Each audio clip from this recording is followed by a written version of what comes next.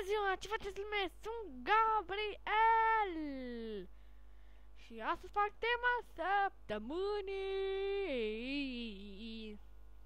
Tema săptămânii de săptămâna asta va fi unde se îndreaptă canalul și cum se descarcă, plus cum se descarcă GTA Vice City Mamaia. Da. M-am gândit mult la acest canal înainte să-l fac. Văd că am un abonat și mi se pare foarte, foarte bine, măcar dacă am și eu un abonat. Și na, eu să continui cu acest canal și să văd unde se îndreaptă. Cred, dar nu știu, cred că am să fac și eu un videoblog. O să încep, dar nu știu, am telefon loc de cameră, dar nu știu, parcă zic că să nu mă fac de râs, mi-e și rușine, eu sunt mai timid de felul meu și, cam e rușine, dar cred că am să fac. Cu jocurile, știu că joc Minecraft și Pro Evolution Soccer 6 și Pro Evolution Soccer 2009. Cred că am să joc GTA Vice City Mamaia, ăsta cu tiruri, Sims 2 cu toate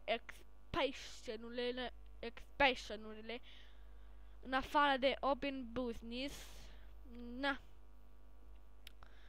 Și cred că astăzi am să fac un episod cu Hard Truck 18 ăsta și apoi un episod din Sims 2 cu toate expansionurile.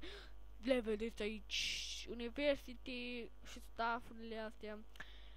Da, hai să începem să vadă cum se descarcă un joc. Primul episod din cum se descarcă un joc. Acum am să pun un pic pauză să intru pe internet. Da, uitați că am revenit.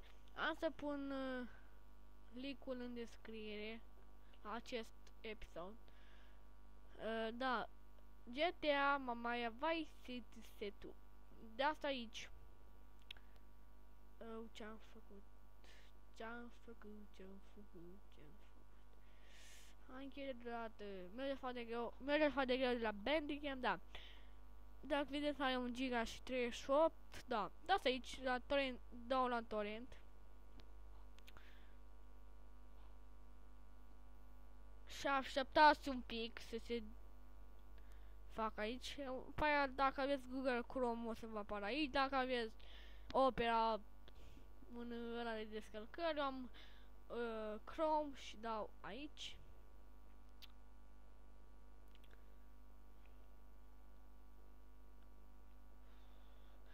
Da, merge foarte greu, nu știu de ce merge așa de greu. Da, și acum cine de eroare crește. What the fuck? Da, și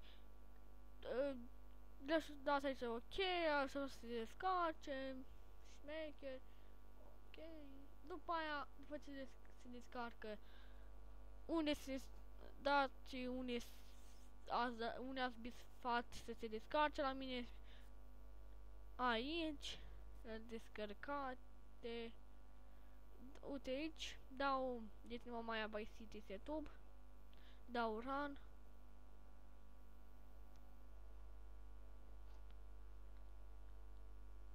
Și apoi să dați next, bifați bifați unde se instalează jocul, pe aia dați install, așteptați să instaleze, pe aia dați, da, întâi se face ăsta așa, după aia se pregătiți pentru instalare, după aia se face next, scrie tot în română, după aia finish și fără crack, nu vă trebuie crack, da, după aia o să vă apară aici, dați pe el și jucați. hai să vă arăt dacă merge. Cred să meargă, să intre în joc. Că nu intră de la Bandicam. Mai face și niște figuri Bandicam-ul. Și de aia. Uitați că s-a pornit. Și merge așa de greu. De la Bandicam, că am jucat aseară și am mers așa de bine. Da, uitați că merge, dau joc nou. Merge foarte greu de la Bandicam. Că filmează și de aia așa merg și toate jocurile mele. Acum se încarcă.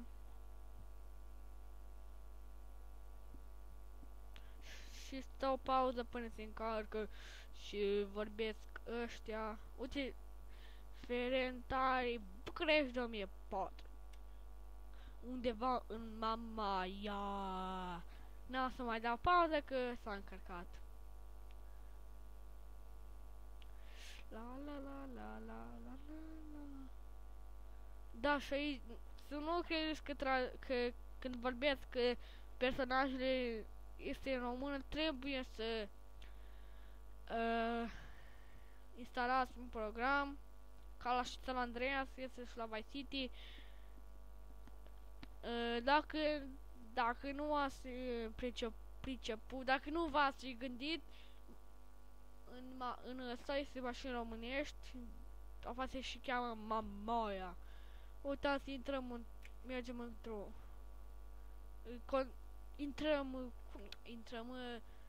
luăm un scooter, mai bine zis, și mergem cu el. Mergem foarte greu de la Bandicam. Oh. Hai, mere, repede, bă! Și mă duc să las pe la să-l bat, dacă aș putea. Dai, mă! Oh! I-am dat un picior în burtă. Da, acum n-am să joc. Da, și trebuie să faceți misiuni. Yes.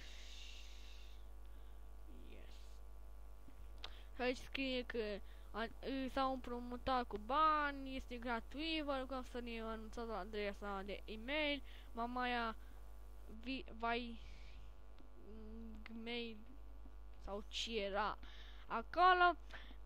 Da. Vedem că se apropie sfârșitul acestui episod. Vedeți că am filmat 1 minut și mai am 2. Și am să vă voturi. GTA Vice City sau ăsta cu tirul. Că încep seria cu Sims 2 astăzi. Cred dacă vedeți este 4 și 26 de minute. Dacă am timp am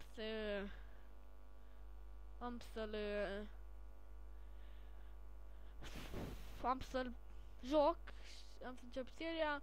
Dar dacă ați văzut, am făcut ieri un episod pe Omegle. Cred că se va îndrepta undeva bine. O să vă așteptați și la un videoblog. Am fost Gabriel și vă